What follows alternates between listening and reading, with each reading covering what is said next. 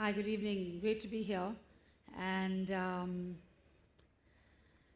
to talk to you a little bit about, I guess, public spaces in art. Not so much, as you know, I'm not a practitioner, but I certainly have spent a lot of my life and times collaborating with artists, designers, architects, and things like that. So I'm, I guess, part of your community in some ways. So really, the Park Hotels, it's a company that's been around for about almost 50 years. And I've really brought, since the 1990s, I've really brought art into all its spaces. So we've really been creating hotels that are reflective of contemporary India, using design, fashion, music, and the arts, both visual and creative, to kind of define our spaces and of course create spaces that people would enjoy. When I joined the business in 1990s, there was almost no, the art market really didn't even exist, and it was very, very early stages. And I realized there was very little original art that was being used in hotel spaces. And I may be a business person, but I've had a creative side all my life. So I really felt that didn't really sit with me.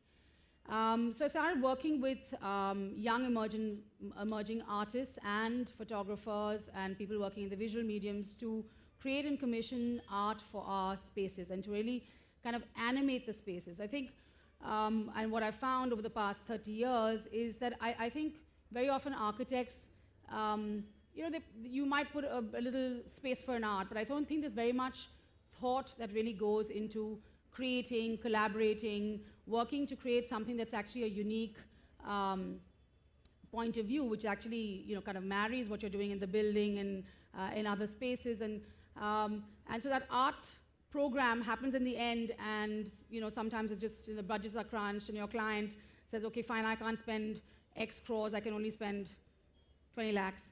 So I think it's important to get that whole process from the beginning, to have that space to actually create works that add meaning to the project. And sometimes these collaborations do take time. So I'm going to talk a little bit about the Park Hyderabad, and which some of you might have seen this image, and talk to you about a couple of projects that we did for this, which actually put art and creativity into the center of it. So this is the Park Hyderabad, SOM Designs, LEED Gold.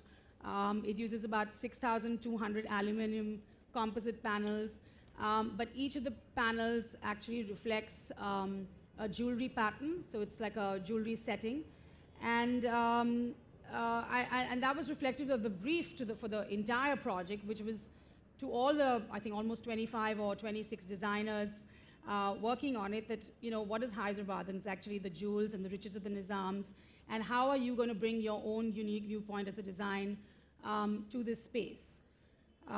Because I did not want to create something that was a homogeneous hotel type of atmosphere. I wanted different things happening in different places. So we worked with, of course, international designers such as Conran and SOM and a few others, but also with Sandeep Khosla, Tarun Telyani, Gunjan Gupta, Clove, Vikram Goyal, some to create products, some to create spaces.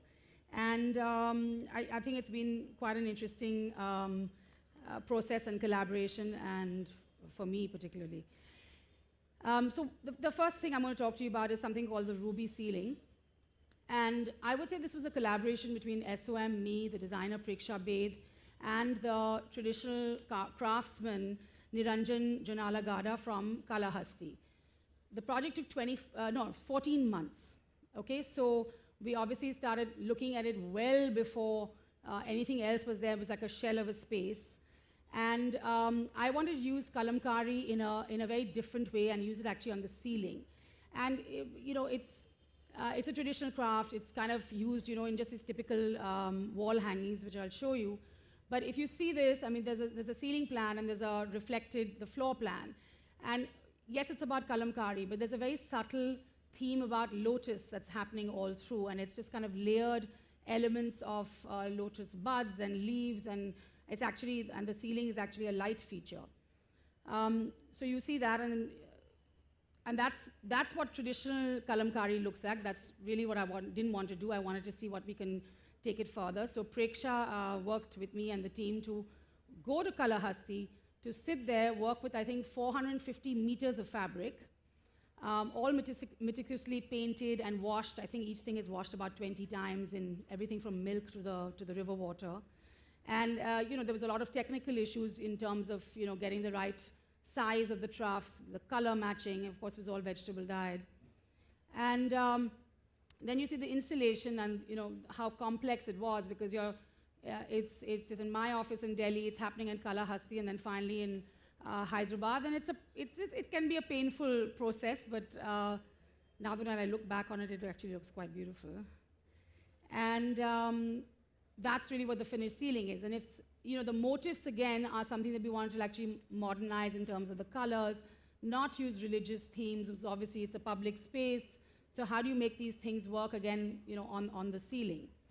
Charminar sculpture, and this was done by Sudarshan Shetty. Sudarshan is currently the curator of the Kochi Biennale, which I think as architects you must go and visit, because it's such a phenomenal space, phenomenal works of art, and some of which will never be seen again. And it's interesting to see how it's used in with the architecture of Kochi. So this was not it was a commissioned piece, but the artist had already done something with the Taj Mahal. And I kind of phoned him up and said, look, why don't you do something with the Charminar and actually create something that is iconic.